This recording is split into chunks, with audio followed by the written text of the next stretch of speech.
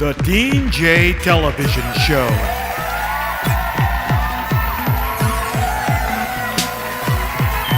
Hosted by Dean Robinson.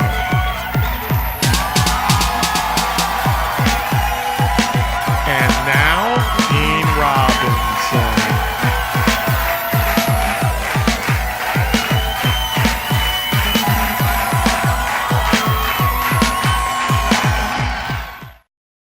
WoWo host Pat Miller and Ronald Reagan ruined Marlin Stutzman's Senate run. Upon election in 2010, Marlin Stutzman served as a Republican congressman representing Indiana's 3rd District in the United States House of Representatives until January 3, 2017. Stutzman ran for the U.S. Senate seat vacated by Republican Dan Coates in 2016. He lost the Republican Party nomination to Todd Young, Indiana's former 9th District representative in the U.S. House. Todd Young won the Senate seat in November's election. Marlin Stutzman may have lost trust and popularity among Indiana voters due to a controversial 2015 family vacation in California that gained notoriety from involvement by Marlin's friend Pat Miller, a Fort Wayne, Indiana radio show host at WoWo AM. Pat Miller hosted a commercial vacation tour in California for Indiana-based Edgerton Travel that took place during the Stutzman family trip. On August 26, 2016, the Office of Congressional Ethics sent a report about Representative Marlin Stutzman to the Committee on Ethics of the U.S. House of Representatives.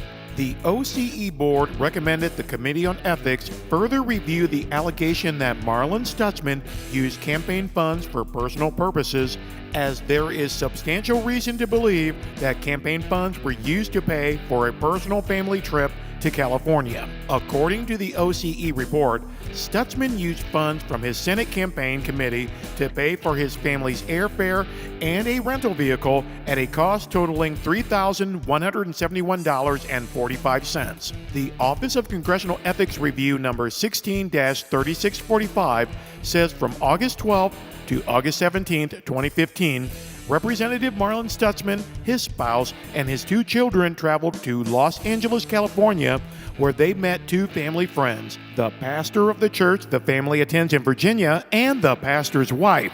The family friends joined the Stutzman family for many of the events during the trip, including a dinner with individuals associated with the Hallmark Channel, a tour of Capitol Records, Pat Miller's tour of the Ronald Reagan Presidential Library, and a tour of the Reagan Ranch, the OCE report says. During an interview on June 23, 2016, Stutzman told the OCE that the idea for the California trip was first discussed in October or November 2014 in the context of a tour to be organized and hosted by Pat Miller, a radio talk show host in Fort Wayne, Indiana. Marlin Stutzman says Pat Miller, who is a talk show radio host in the district in Fort Wayne, Indiana, with a large radio station there, had approached us. He was setting up a trip, like a lot of regular personalities do, taking his listeners to California. He approached me about possibly going along. Edgerton Travel, the company that organized and marketed Pat Miller's California trip, says Pat Miller is the self-proclaimed ever-righteous mound of conservative sound. Husband, father, choir director, Bible teacher, insurance and financial planner, and a popular MC and keynote speaker.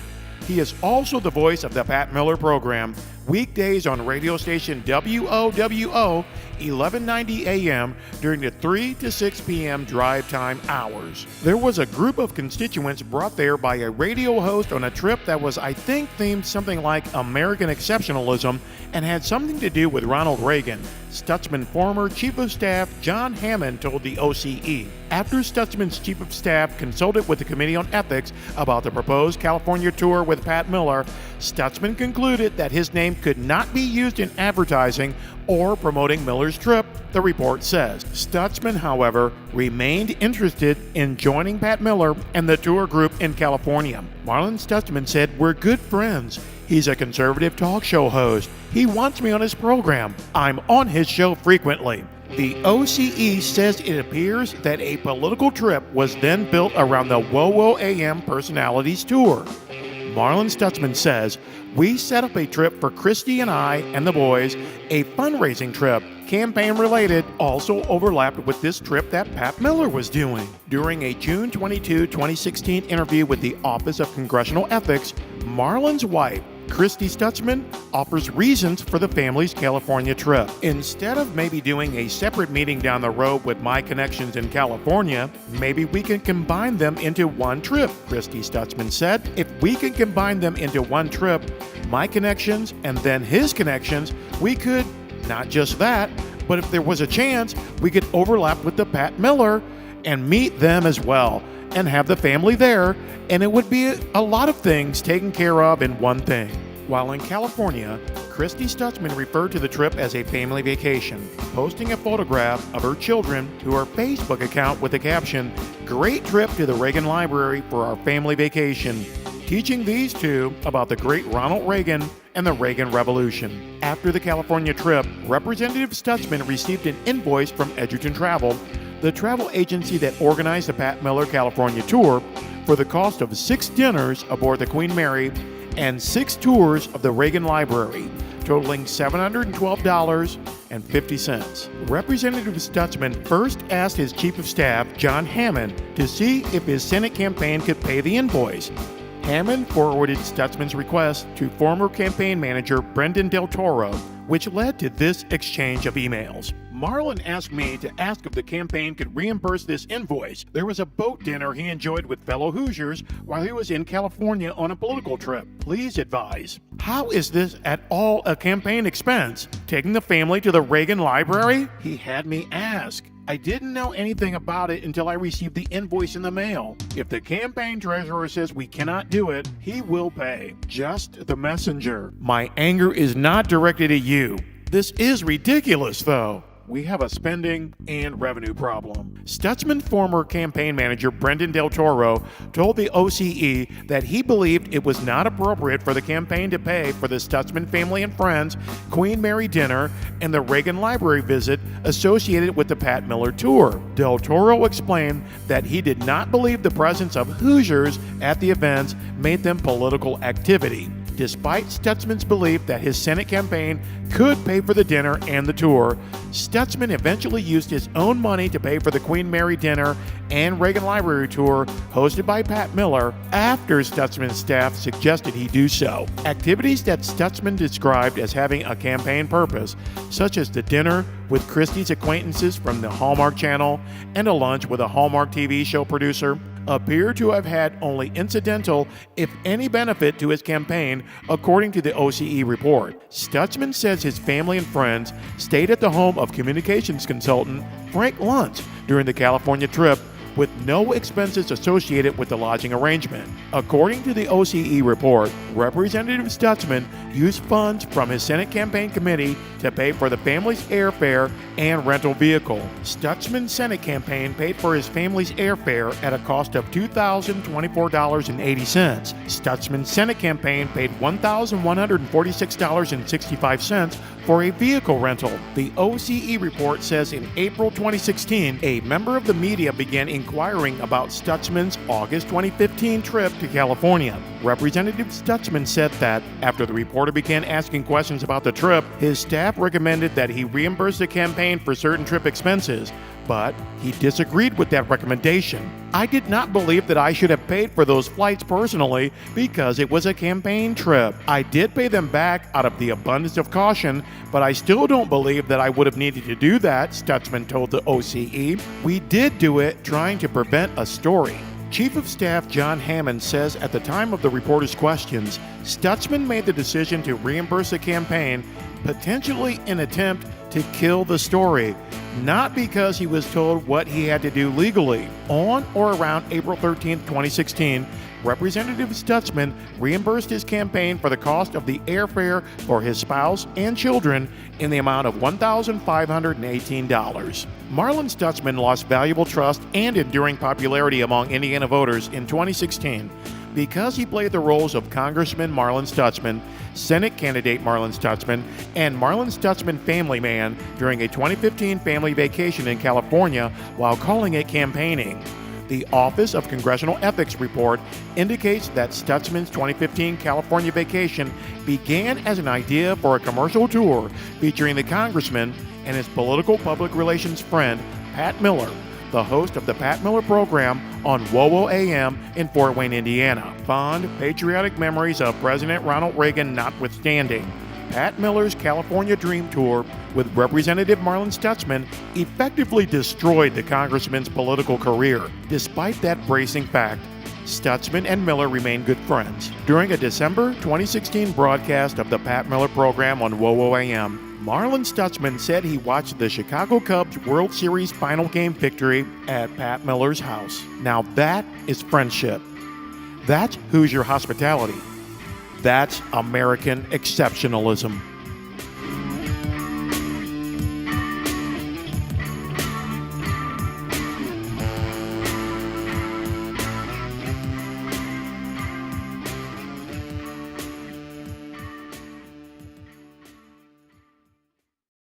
Dean J up in Ricochet, yo, you better duck food. Do the Ricochet bounce, y'all. Where a shot is not an ounce, y'all. Go ahead and grab your lover. Then hurry, duck for cover. Ricochet, pay the cover, duck for cover. Ricochet, where the shots don't like no other. Ricochet, TV news is like a lover. Ricochet, showing all the bloody brothers. Wayne TV, gotta love this mess, making Fort Wayne look like a Wild Wild West. DJ, why you gotta keep this rest? Cause Summer City rappers can't kick it like that. Sucking down, cussed out, acting like a fool. Going to the club, you lie in a pool of blood. TV loves this kind of crud. Ricochet, pay the cover, duck for cover. Ricochet, where the shots don't like no other. Ricochet, TV news is like a lover. Ricochet, showing all the bloody brothers. Rusty York is the chief of police. Dude says he will keep the peace with a gun. Having fun? Everyone better run. Cause a man saying gang war is your ill. Even though his officers get to kill Rodriguez and whoever they want. And the man will front for them every time. Cause your life's not worth a dime. And the media loves this crime. So they can keep you locked in fear. Like the government loves so dear. Have I made myself clear? Oh well, let's grab a beer. Ricochet, pay the cover, duck for cover. Ricochet, where the shots don't like no other. Ricochet, TV news is like a lover. Ricochet, showing all the bloody brothers. Ricochet, pay the cover, duck for cover. Ricochet, where the shots don't like no other. Ricochet, TV news is like a lover. Ricochet, showing all the bloody brothers. They love the dirty laundry, and we know crap is king. Don't hate me, Don Henley. What else am I supposed to sing?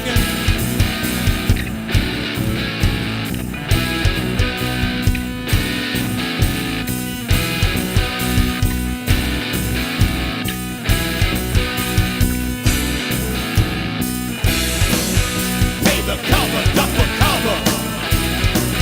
Where the shots don't like no other. TV news is like a lover. Showing all the bloody brothers. Ricochet, pay the cover, duck for cover. Ricochet, where the shots don't like no other. Ricochet, TV news is like a lover. Ricochet, showing all the bloody brothers.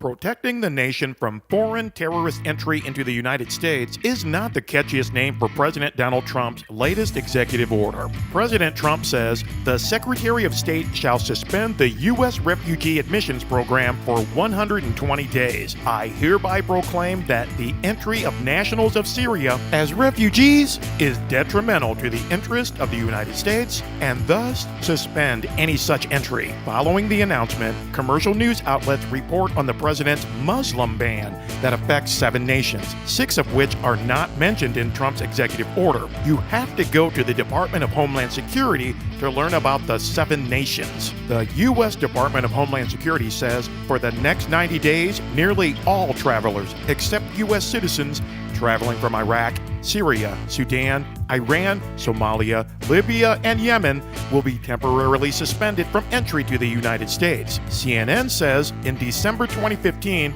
President Obama signed into law a measure placing limited restrictions on certain travelers who had visited Iran, Iraq, Sudan, or Syria. 2 months later, the Obama administration added Libya, Somalia, and Yemen to the list in what it called an effort to address the growing threat from foreign terrorist fighters. The Obama list of 7 dangerous nations is exactly the same as the Trump list of 7 dangerous nations. Like a chapter straight out of the Holy Bible comes the Battle of the Bands and Bombs. PolitiFact reports Jill Stein, the Green Party presidential nominee, said of Hillary Clinton and Donald Trump, they don't have a solution to the expanding wars except more wars. We are already bombing 7 countries. CNN reports here are 7 places where the Obama administration is known to have ordered airstrikes: Afghanistan, Pakistan, Libya, Yemen, Somalia, Iraq, and Syria. In 2016, PolitiFact said the Bureau of Investigative Journalism's accounts by country indicated the latest U.S. drone strike in Pakistan occurred in May 2016. The latest strike in Somalia was in September 2016. And the latest U.S. strikes in Yemen and Afghanistan were in October 2016. The Department of Defense said that countries, including the U.S., battling the Islamic State, have conducted 15,634 airstrikes to date, 10,129 in Iraq, 5,505 in Syria, with the U.S. conducting 6,868 in Iraq and 5,227 in Syria. In August 2016, the New York Times reported the U.S. had stepped up a new bombing campaign against the Islamic State in Libya. On Democracy Now! In 2016, journalist Glenn Greenwald discusses the foreign policies of Hillary Clinton and Donald Trump. You have President Obama, who himself has been very militaristic. He has bombed 7 predominantly Muslim countries in the last 7 years. And yet, Secretary Clinton's critique of his foreign policy is, in every case, that he's not aggressive enough. He's not militaristic enough. Regarding Trump, Greenwald says, in one sense, he's calling for more limited involvement in Syria by limiting the United States military action only to ISIS and letting the Russians handle everything else. But, on the other hand, he's calling for massive bombing, the use of torture, other forms of war crimes and killing, targeting terrorist suspects' family members in order to fight ISIS. And so, it's very difficult to say whether it's more militaristic or less. President Obama bombed 7 nations in 2016, including Iraq, Syria, Somalia, Libya, Yemen, Pakistan, and Afghanistan. President Trump's 90-day U.S. travel ban prohibits travelers from Iraq, Syria, Somalia, Libya, Yemen, Sudan, and Iran. So, which is worse, bans or bombs? Somehow, the choice isn't clear.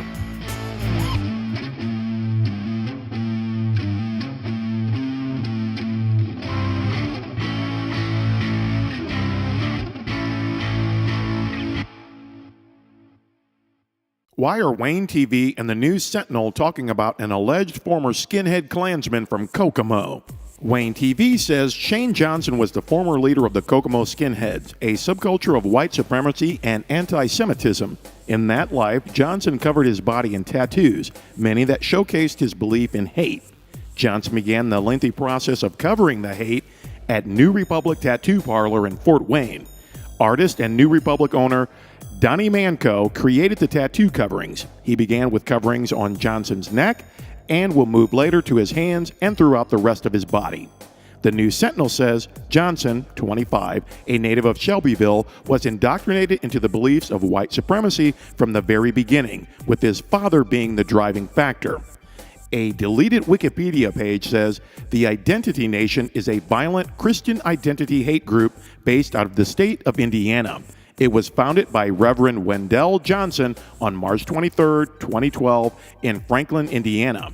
Upon the death of Reverend Wendell Johnson on December 6, 2012, the Identity Nation was taken over by his son, Shane Punchy Johnson. Living with his father in Kokomo, Johnson eventually became the leader of that city's skinhead faction. By 2013, he had successfully joined the skinhead and Klan groups together. On July 4, 2013, Johnson was involved in a melee at a concert in Kokomo, brutally attacking rivals and even an innocent black man who was there with his white girlfriend, with padlocks tied to bandanas. Shane Michael Johnson says, "There was a group of people repping a set that I do not remember. We were attending the concert when words began flying back and forth between their group and the one I was in. They didn't appreciate the attire and tattoos. Words escalated to a large brawl between them and us. After the brawl, I attacked the guy with his girlfriend who was standing there watching the fight. There was no reason for it. He was an innocent bystander." The rock and roll band Blue Oyster Cult, famous for the song Don't Fear the Reaper, performed at the Haynes Apperson Festival at the Kokomo Performing Arts Pavilion in Foster Park on July 4th, 2013. Sandy Pearlman's contributions to the Blue Oyster Cult are innumerable. He was there from the beginning, groomed the formative band for label readiness, became their manager, produced their records, supplied lyrical content and concept, and more. Sandy Pearlman is also the one who came up with the band's earlier names, Soft White Underbelly and Stalk Forest Group. The first came from a quote by Winston Churchill saying that Italy was the soft white underbelly of Nazi Europe. Blue Oyster Cult is a white supremacy-influenced rock band that used to be called Soft White Underbelly. Shane Michael Johnson says, "You are actually right in your research. It was Blue Oyster Cult, and that is why we like them." The Kokomo Police Department says Officer Ted M. Secrease was working a special detail at Foster Park on July 4th, 2013. People told police that there appeared to be a fight between a couple of white males and black males. Officer Spicer was flagged down by a victim who said the suspects were getting ready to go under the McCann Street Bridge. Officer Secrease made verbal contact with both males, later identified as Shane M. Johnson and Brandon M. Buckmaster. After receiving a short burst of chemical agent to the facial region and being tasered in the rear of his right thigh and to the right side of his neck by Kokomo police officers, Shane M. Johnson was arrested and charged with public intoxication, disorderly conduct, resisting law enforcement, and intimidation. "When I woke up in jail, that was it," Johnson says. "That was the moment when I was like, man, I'm going way downhill." Documents from Howard County Superior Court concerning the state of Indiana versus Shane Johnson say the public intoxication and disorderly conduct charges against Johnson, both Class B misdemeanors, are dismissed. Johnson pleads guilty to the charges of resisting law enforcement and intimidation, both Class A misdemeanors. Johnson receives 2 concurrent 1-year sentences, suspended with 24 days served. The News-Sentinel mentions an innocent black man and his white girlfriend being attacked by Johnson. The Kokomo Police Department, Howard County Superior Court, and the state of Indiana make no such mention. The Kokomo Police Department supplemental report mentions battery intimidation suspect Shane M. Johnson and victim Kendra Wiesner. Johnson pleads guilty to resisting law enforcement and intimidation in Howard County Superior Court. The Honorable Douglas A. Tate says defendant Shane M. Johnson is to have no contact with the victim, Kendra Wiesner, and the 2 minor children involved. The only thing Wayne TV talks about is covering up hate tattoos at New Republic Tattoo Parlor. The News-Sentinel talks about Shane Michael Johnson's girlfriend, Tiffany Gregoire, a native Georgian who accepted the white supremacist for who he was, although she did not agree with it. Gregoire, 22, made it a priority to find any possible way to cast doubts in the mind of Johnson to show him that his beliefs and his lifestyle were wrong. Gregoire is quick to say that Johnson is not all the way reformed. He still has his moments, ones he readily admits to. Shane Michael Johnson says, "I've been working with the News-Sentinel and Wayne Channel 15. They have been documenting the process of my cover-ups and my journey altogether. I feel like coming out into the public and sharing some of my experiences and the journey of my change may inspire and help others. From what I see, you are more of an investigating type of news.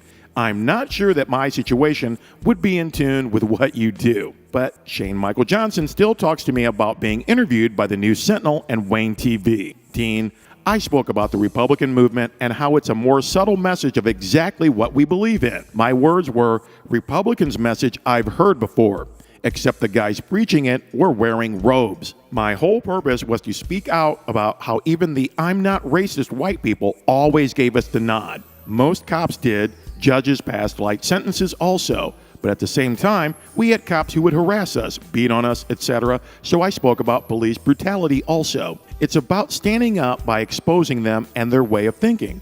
That doesn't just include skinheads and KKK members. We received help from police officers, public officials, etc. That is what I'm trying to expose. What you read in the News-Sentinel is what he chose to write. Shane Michael Johnson and Tiffany Gregoire admit that Johnson is not all the way reformed from being a white supremacist skinhead. The News-Sentinel calls Johnson a former white supremacist.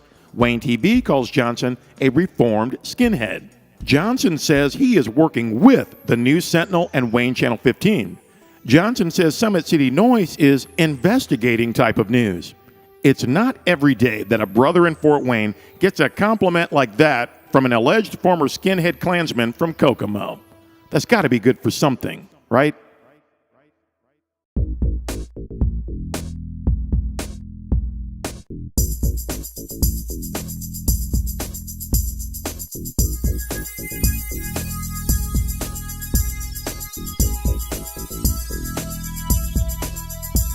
White people for Obama. Say what's all the drama? White people for Obama. Try to recall Barack's white mama. White people for Obama. Say what's all the drama? White people for Obama.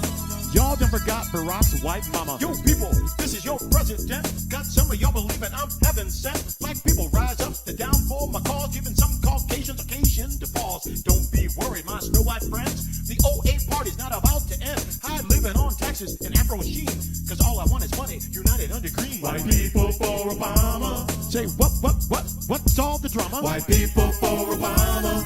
Try to recall Barack's white mama. White people for Obama. Say what's all the drama? White people for Obama. Y'all done forgot Barack's white mama. I am so in love with you. I know you can't stay mad when I kick it like that. No, you can't stay mad when I kick it straight black. Yeah. People can't get mad just because I'm getting money from the African Americans for Obama. No, people. Look at all the people around me. Vice President Joe Biden, he's a big effing deal. People, what about my boy John Corzine? MF Global ex-CEO. Yeah, people giving me all that cash so I can get my second wind.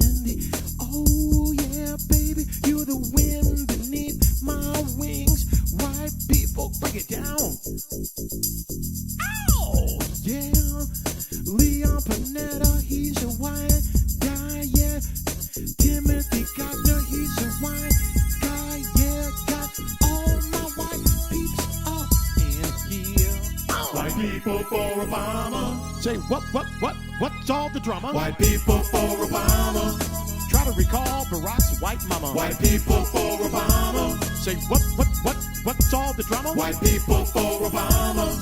Y'all done forgot Barack's white mama. Yo people, this is your president. Yo people, this is your president. Yo people, this is your president. White people for Obama. Say what's all the drama? White people for Obama.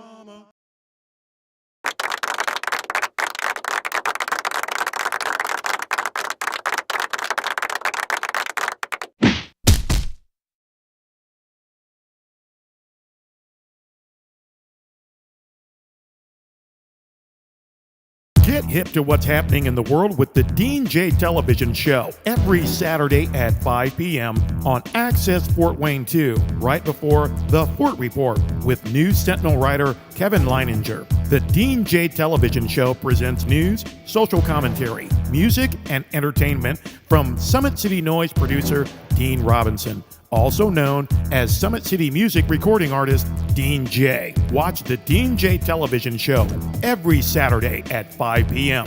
right before the Fort Report with News-Sentinel writer Kevin Leininger on Access Fort Wayne 2. Access Fort Wayne 2 is Comcast Channel 57 and Frontier Channel 27. Consult your local TV listings, Facebook, and YouTube for the Dean J Television Show.